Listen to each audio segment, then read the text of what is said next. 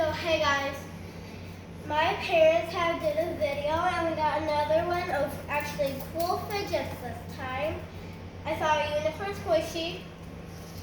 I don't know what this is called, but it goes back. There's like a little marble in there and all like that. And this thing can be a poppet because like it's kind of like one. And I think everybody knows what this is. Mama!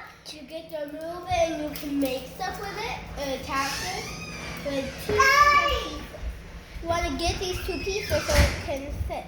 It's kind of hard, so I'm not going to do it right now. And this one's like a magic trick one. See how I'm doing that without it getting around?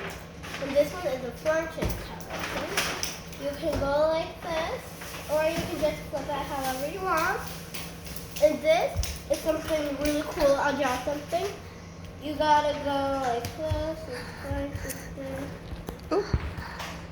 See how I move it? Yeah. Mama. My little brother's here, like I think for fidget. So that's why he's playing with them. Don't mind that, because I'll give them back. And I got. Are you all done? All done.